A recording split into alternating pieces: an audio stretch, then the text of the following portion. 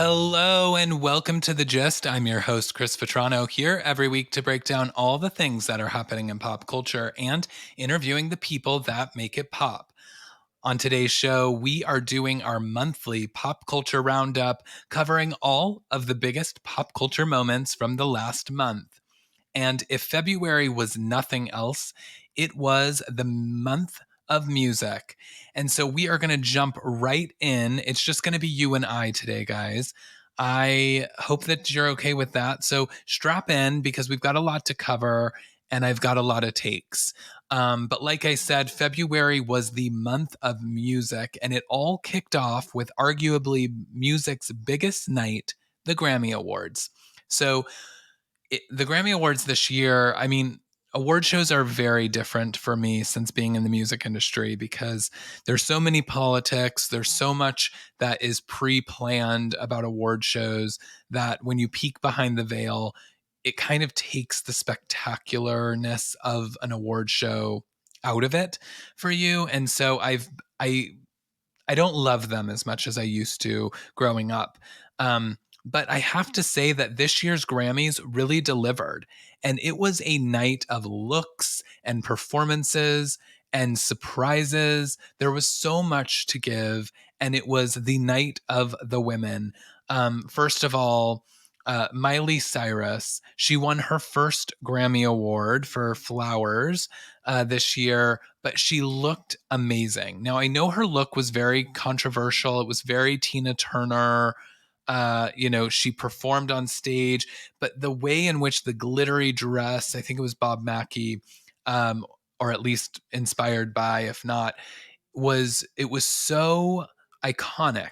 I felt like I was watching a moment that's going to go down in history. And, she just really delivered. I know that the dress left very little to the imagination and her look on the red carpet. But it was great. And, I have to say, another look on the red carpet, very classic, but incredibly beautiful. Kelly Clarkson, man, I wish, I feel like we need to give her a round of applause because the looks that she has been serving, and I'm going to say, since her show has moved from LA to New York, it's like whatever happened with her stylists, her style game is on point now. She has a look after look on that show and she looks phenomenal. I mean, just in every way. I mean, she had bangs. I thought that was going to be a horrible disaster. She's like pulling it off beautifully. But yeah, she just wasn't serving looks the last few years, really. I feel like she really kind of lost her way with style. She was going through a lot personally. And when you go through a lot of things, like maybe you're not comfortable in your body and you're not comfortable with what you're kind of putting on the outside because your insides are feeling so bad. But I have to say, she's got it all together and she looked incredible in just a really classic white gown that was amazing. She was having a great night there with her daughter. And, she was standing up and singing all the songs. Olivia Rodrigo performed, and she was it was literally Taylor Swift and Kelly Clarkson just standing in the front, singing every word. And, that's what award shows really are fun. You get to see celebrities really be themselves and let loose. We had an also incredible performance. Tracy Chapman and Luke Combs did a duet of Fast Car. Obviously, Luke Combs has brought new life into Tracy Chapman's song, but it was amazing to see that. We got, I mean, all the biggest awards were won by women. Taylor Swift won Best Pop Album and then also won Best Album of the Year. But when she went up to win Best Pop Album, she announced, so we've been clamoring for weeks and months over when she was going to announce the Reputation Taylor's version release.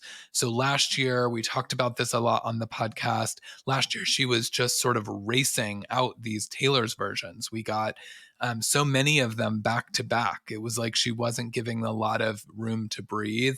A lot of people were speculating that she really wanted to get the Taylor's versions done while she was on the Eras tour, so that at the final date of the Eras tour, she could announce a brand new album and really start her new era and not be focused so much on her past accomplishments in music. But we were wrong. Taylor did not announce the Reputation album. Instead, she announced a new album. That's right. We are getting a new Taylor Swift album. And, people were, of course, gagged. The Swifties are just instantly up in arms over everything about it. But yeah, she went up to accept her award for best pop album and announced that she is releasing her 11th studio album called the Tortured Poets Department. It's a bit of a mouthful. But of course, I'm here for it. And it is coming out on April 19th on Republic Records. And so, very excited for that. I am curious if we're going to get a single leading up to it. Especially with these Taylor's versions, it's like she's everywhere and her songs are everywhere. And so they're all charting. And she's like not really having to do a lot of promotion because, my God, it's Taylor Swift. So, I don't even know if she's going to like invest in a single because she didn't announce that she's releasing a single. And we're, about a month and a half away at this point from this new record. So she certainly isn't giving us a lot of lead time with a single if she has one. A lot of people are saying that this is going to be her big breakup album with Joe. And that we're going to get a lot of really juicy content from these songs. And so I am here for it and I'm ready for it and bring it on. But that was one of our big surprises. And then Beyonce also won and was honored, but the news that sort of trumped everything was that Jay-Z, who was given a special award of the evening, he went up and essentially used his opportunity to say that he was mad that the Grammys have passed over Beyonce for all of the uh, like biggest titles. And he's not right. He's not really wrong because she has won more Grammys than anyone in history with 32 in total. Okay. So I get what he's alluding to here is that she's 132, but why is she not? 16 of those times, by the way, she was nominated in the major categories and only won for Song of the Year for Single Ladies once. But she's never won Album of the Year. And, he made his speech kind of that was the key note was like, why isn't she winning this? And it's ironic because it kind of had a Kanye vibe because Taylor had just won Pop Album of the Year and then Taylor went on to win Album of the Year shortly after that. And so it did feel a little bit like it was taking the steam out of Taylor, same way that Kanye went up and said, Beyonce had the best music video of the year. So, yeah, but that happened. And then also, surprise of the night was the final award, Best Album of the Year, was presented by Celine Dion. So we know that Celine Dion has been suffering from stiff person syndrome. She can't perform anymore. She hasn't been seen publicly. And so it was a really big deal that she came. People were, thrilled to see her. Taylor won. Taylor brought Lana Del Rey up on stage with her. Which in itself felt a little bit confusing. But what fans really kind of attacked Taylor for was that she didn't give a lot of praise or homage to the fact that Celine Dion was presenting her the award. When she went up on stage, she sort of just grabbed the award from Celine, but was sort of like pointing out that Lana was on the stage with her. And then she just sort of gave her speech and walked off. Now, of course, later we ended up seeing that backstage they hugged, they took a photo opportunity together. But it that was a big deal that Celine was there, and maybe Taylor didn't do enough to sort of honor that. And so I hear it, and I don't know, chalk it up to being excited about winning the biggest award of the night, but also, Taylor is a very decorated artist, and at this point, she should know what's going on. But it was a fun Grammys. Um, and it gave some things that I feel like our award shows have been really lacking, which is it gave us it was fast paced, good performances, surprises, things that just really have been falling flat at some of the award shows over the last couple of years. And so kudos to them for putting on a great show. And then also in surprising news, we got a surprise Beyonce album announcement as well. Not the night of the Grammys. She waited until the Super Bowl. She had a special Super Bowl commercial with Verizon, and she announced that she was releasing her country record, which, people had been speculating that it was going to be the second act of, this whole Renaissance-y vibe that she's doing. Renaissance was act one. Now she's going to release her country record. And people thought that might be the way in which she was going, because she started, especially at the Grammys, she had cowboy hats. She's been wearing this like very country-ish look. It's kind of like a country disco look.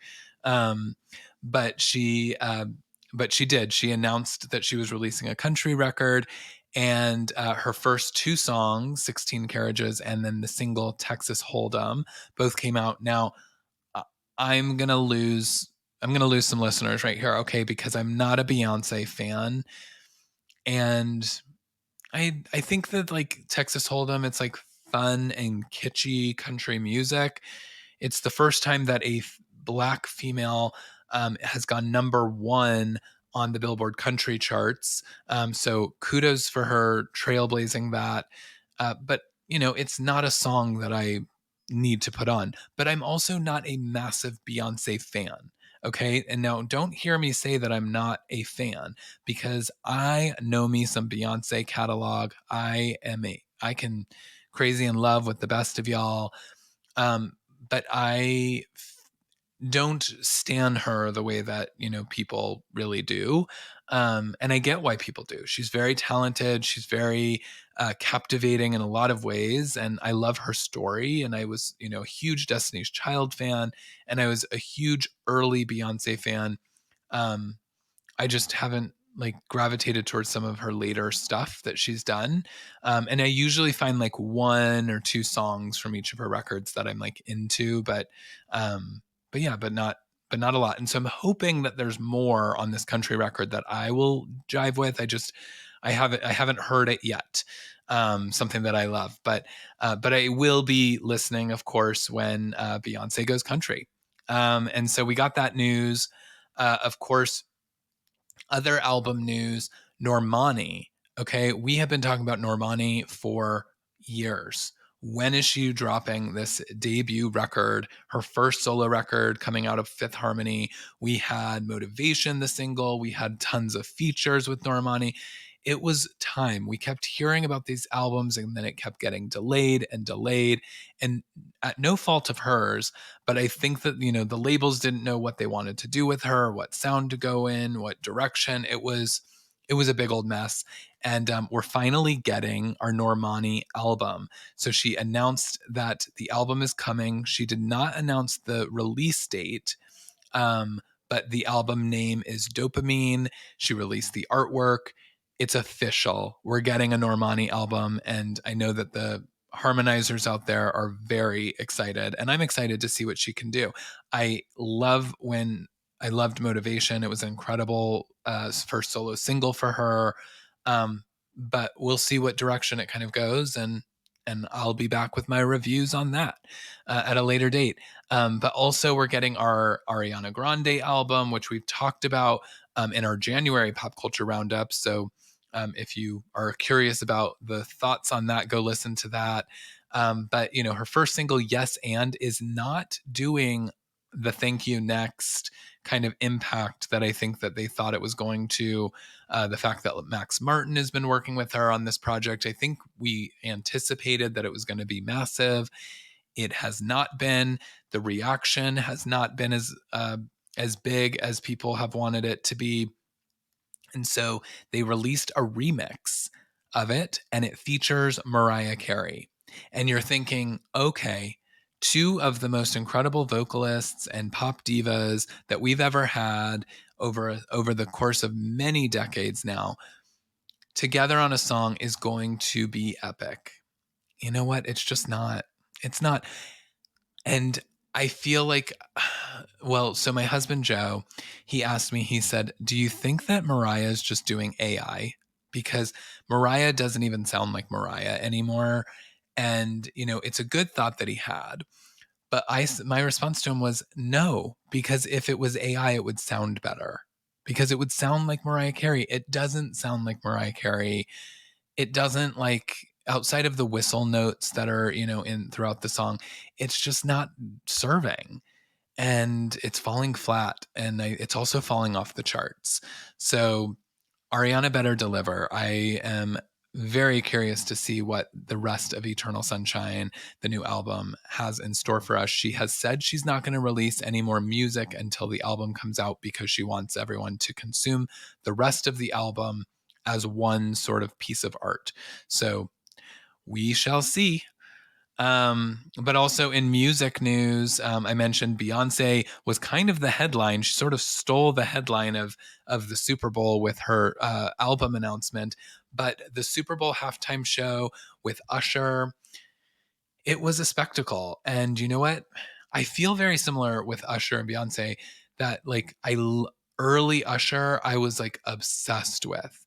And then like in the later years, I've sort of fallen off, but like he releases like an album and I'll listen to it through and I'm like, oh, there's like this one song on there that I like would maybe add to, my jams playlist and, pick it up again. But so I mean, I was excited for the show, and especially coming off of Rihanna last year, it might be controversial to say, I thought Rihanna was a snooze fest.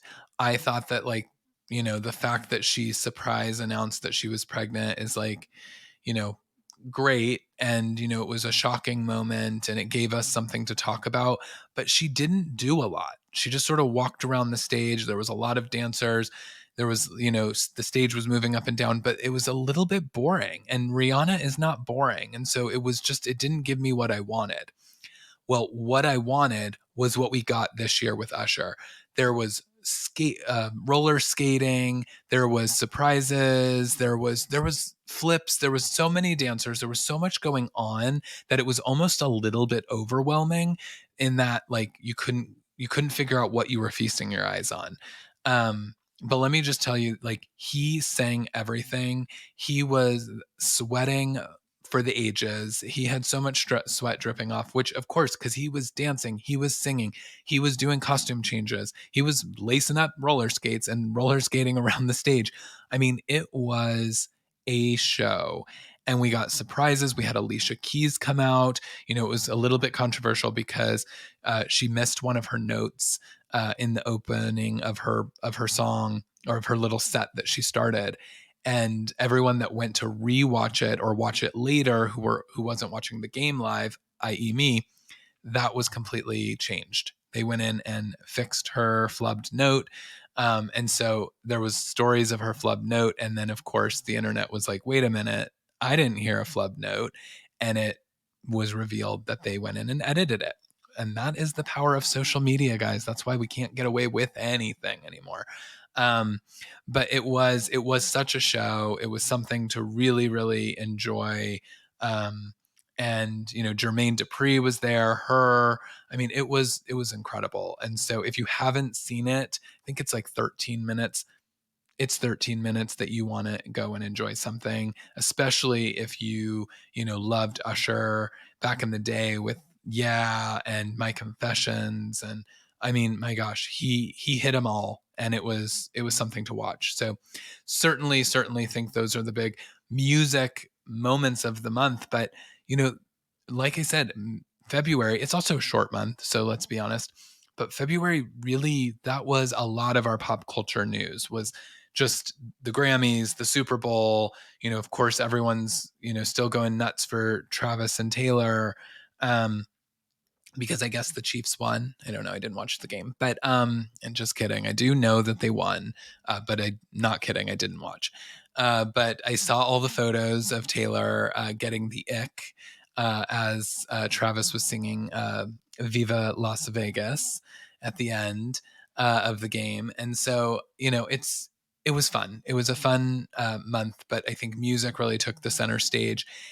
In other pop culture news, Bravo. Okay. Now, I know we cover a lot of Bravo here on the podcast, but this month there is so much to cover. And guys, it's not great. It's not great. Okay. I'm grouping all of these things under Bravo, but these are some other big pop culture moments that happened in February. So, starting with Tom Sandoval. So, we thought that he couldn't get worse, right? After all of the Sandoval happened, so much was going on. We thought for sure Tom couldn't do anything that got any lower. Well, the season kicked off. And by the way, they are like definitely trying to give us a Tom redemption arc this season. Lisa is really pushing it. She's really trying to get the gang all to like be friends with Tom again. And yeah, it's just, I don't think it's playing, because meanwhile, he does this interview with the New York Times to promote the new series or the new season.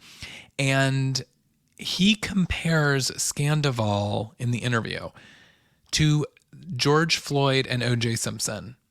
Okay. No.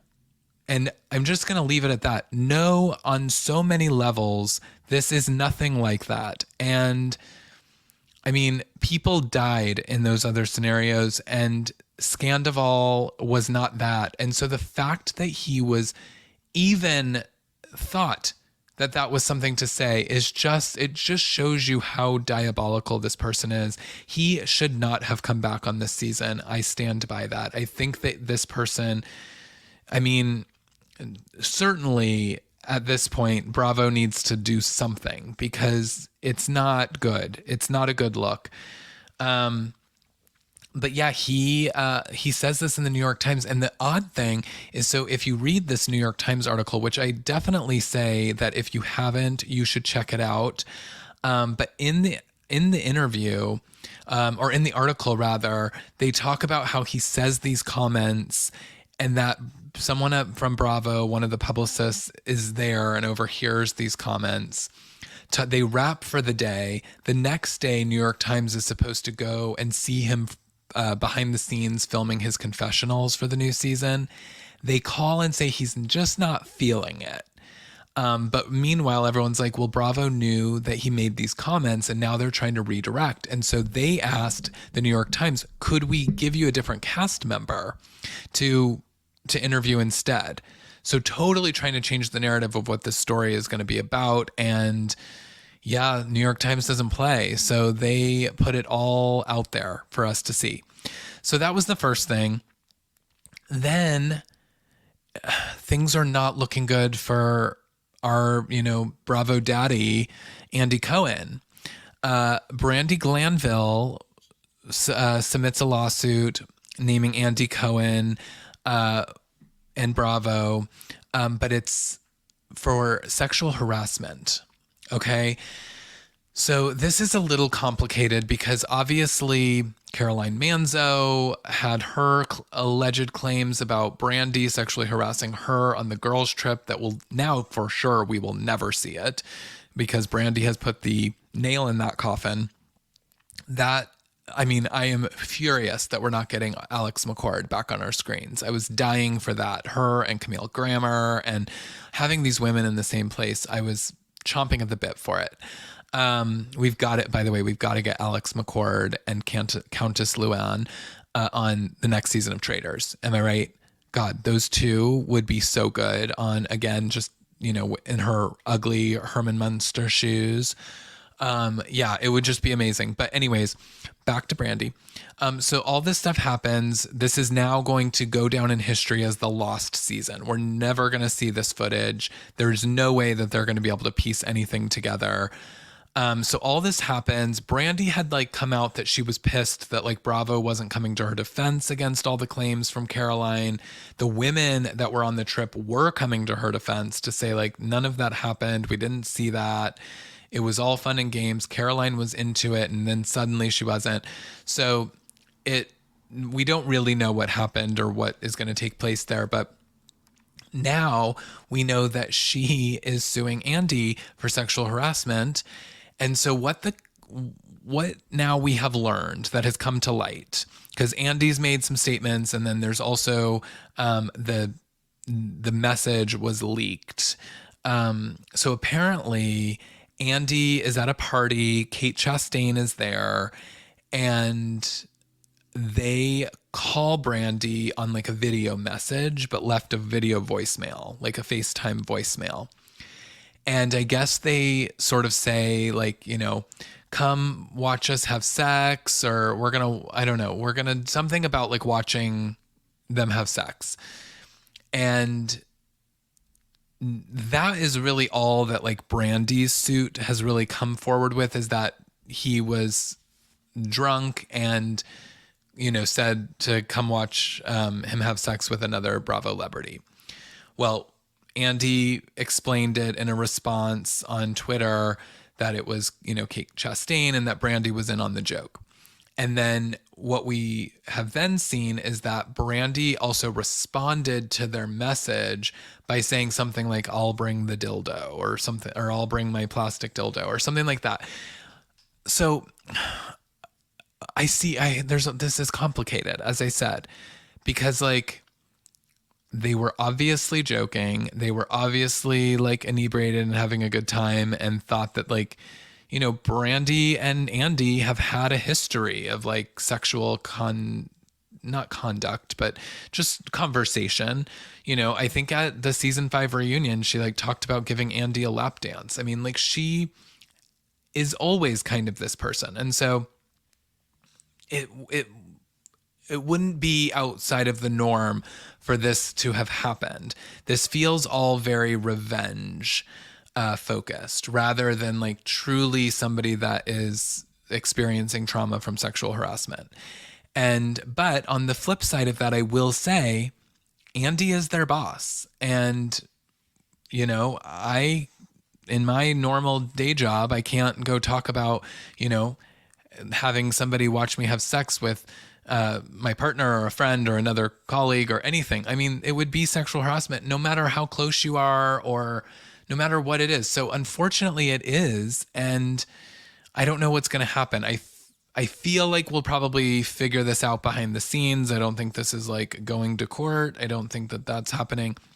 But that doesn't stop there, because then Leah McSweeney, Real Housewives of New York, comes forward, files a lawsuit against Bravo, and names Andy Cohen in it as well, talking about that, you know, she obviously has struggled with her sobriety, and we know her story. We know her story that she came on to the Housewives. She had, you know, claimed that she was like coming out of her sobriety period, and she was like back, she was off the wagon, but that she was like drinking responsibly. Well, she's saying that the producers took advantage of that information and essentially was like forcing her to drink and forcing her off the wagon, and used her sobriety against her in ways that she could then act out. And she's kind of made these claims before, so that wasn't like necessarily new. But she goes on to say that also Andy Cohen has, you know, been partying and doing cocaine and with some of the other housewives and some of his favorites, and that he is just like he's partying too much with the folks, and that this is traumatic for her sobriety. And now, because, you know, she can't get hired other places, she's lost some work due to some of the things that she portrayed on the show. And so she's claiming that this has created trauma for her. And again, it's like, okay, she got fired. She was unhappy about it. But, you know, Andy, I don't think that anyone ever thought that Andy wasn't a partier. Like, he pretty much claims that he is all the time. Now, what kind of like recreational drugs, alcohol, etc., that he does is like not necessarily like front and center, but I don't think that anyone's shocked to like hear this information. But again, on the flip side of all of this, he is the boss. And this is, I think, where the question is going to come in is that, people have said for a while, like Andy's starting to yell at the women at the reunions, and he's seemingly very annoyed with a lot of the Bravo characters. Is that like, is this time for Andy Cohen to move on? Is it time for him to maybe, walk away as talent and just be Daddy Andy behind the scenes? Then he can go and do whatever he wants, right? Well, maybe not whatever, because again, he would still be the boss. But, I think that right now he toes this line of being the talent, being the guy that's hosting the reunions, and then also being the guy that has his own show, Watch What Happens Live, and his own guests. And, he's going to BravoCon and he's one of the stars there. Like, he is a Bravo celebrity himself. But meanwhile, he sort of built what Bravo is and is the executive producer and of a lot of these shows that employ all of these other Bravo celebrities. And so he is the boss, and you can't really be both. And I think that that's what ultimately is coming. And there has been talk for a long time that, things have happened behind the scenes, and that was Andy's days numbered, and are people going to come forward with, the things that they know about Andy? And it just seems like now those things are happening. But where we go from here, I have no idea. It's a lot, and we've got to figure it out. And so, Bravo was front and center in February with a lot of really big news stories, shocking news stories, but not necessarily for the right reasons. In other Bravo quick news, Portia's back on Real Housewives of Atlanta. We got that announcement, but we've got no other official casting announcements other than Candy and Marlo are both out. And then there's a lot of talk that Married to Medicine, which just wrapped up its 10th season and is about to go into its reunions, 3-part reunion, that they may be putting this show on pause. They don't know where to go with it. It clearly didn't work bringing Phaedra into the mix. And so we may not see Married to Medicine back. There was also some rumors that maybe Bravo was thinking of doing the same and putting Southern Charm on pause. I don't know. We're coming off of a really highly rated season, so I find that hard to believe. We have seen that the Salt Lake City women are on their first cast trip. And guys, it's in Milwaukee. What the hell's in Milwaukee? Okay. Yeah, I don't know. I mean, what is going on with these? The women of Salt Lake have been screwed when it comes to cast trips. I don't understand why, they finally get to go somewhere international last year. And yes, it blew up. We ended up with Reality Von Tease, but it was also one of the most epic moments of reality TV history. So I don't know why we aren't like sending these women to nicer places. It's wild. And then what else? Oh, I guess we've got Summer House premiered. We all know that the Carl and Lindsay breakup's coming, but also I think the like headline was like Kyle and Amanda are not seemingly in the best place either. But we've got a lot to kind of dive into Summer House before it really gets in. And, I'm not loving Vanderpump. So I don't know. We're coming up on some strange times for Bravo because there's not a lot in the works. We don't have a lot of Housewives currently filming. And a lot of the shows that we have on right now, I'm just kind of bored by. If it's not Traitors, I'm not watching it right now. Okay. So I'm still obsessed with Traitors, guys. I can't wait. This week's episode, we have to find out if it's Phaedra or Peter that goes. And I haven't been able to sleep over the decision. But anyways, so that is it. That's going to be our pop culture roundup for February. You know, we had a longer February than normal with our leap year. But you know, it's still a shorter month, and so we didn't have a ton, but we had a lot of music, and we've got. I mean, there's so many good albums coming this year. As a gay man, I'm living. We have so many divas are dropping their new records this year, and I can't wait. So we've got more to talk about with that. And then yeah, we'll find out what happens with all of this Andy Cohen stuff. I guess we're gonna go into March and find out what goes on there. But yeah, that's our pop culture roundup for February. Don't forget, you can find me on all the socials. I'm at CM Vitrano, and I am active as I can be there when there is breaking news. So if you want to follow pop culture stuff, I usually am like resharing other people's stuff, but try to like curate the things that are important that might end up on the pod. But you can also slide into my DMs.